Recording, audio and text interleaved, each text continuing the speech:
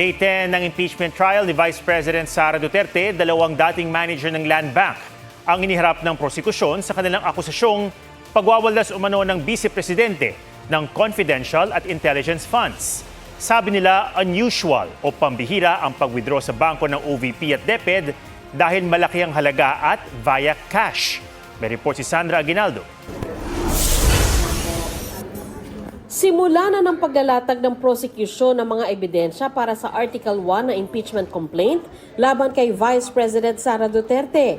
Unang iniharap ng prosecution si Violeta Constantino. Manager siya ng Land Bank Shaw Boulevard Branch nung panahong pina-encash ng Office of the Vice President ang 4 na checking tig 125 million pesos. Nakapangalan lahat kay Gina Acosta, ang Special Disbursing Officer ng OVP. Mula sa National Treasury, pumasok daw sa Land Bank ang pondong winidraw. Normal po ba na ganito kalaki ang wini-withdraw ng isang government agency? Is this normal? Nakakita ka na ba nito ng other government agencies na ganito kalaki ang withdrawal? Wala po. Unusual po ito.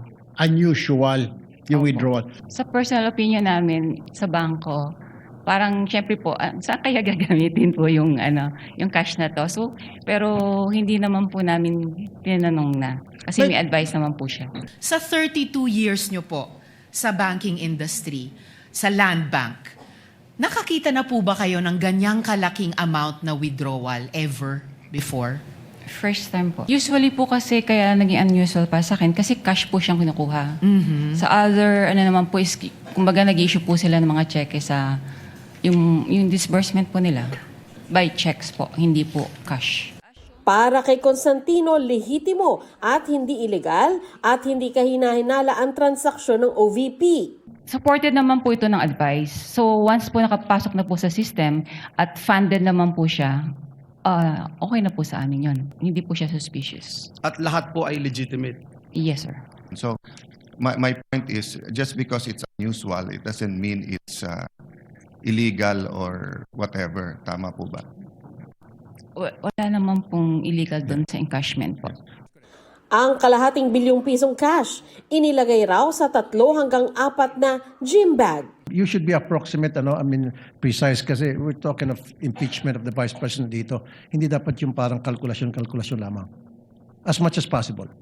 Opo, mga ganun, 4 bags. Okay, 4 bags. Tama, 4 na bag, pinaglagyan ng cash, 3 30 million at isang 35 million.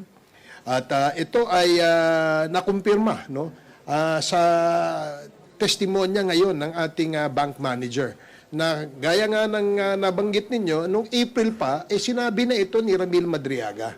So again, there's a striking coincidence, perhaps we may call it. Hindi nag-cross-examine ang depensa kay Constantino.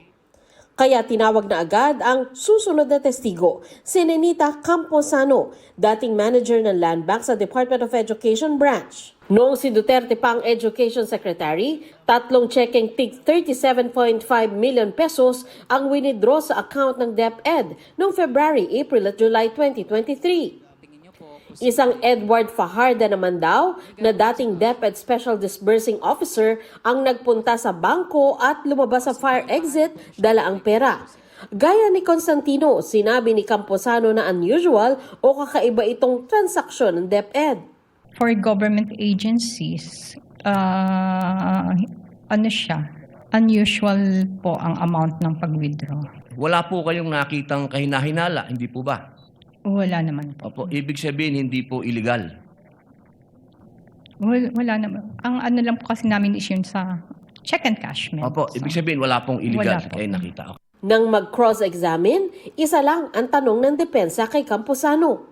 Lumabas po siya sa fire exit dahil safer po yun dahil nasa loob na po siya ng DepEd. Tama po ba? Yes, sir. No further questions yun. Sandra Aguinaldo, GMA News.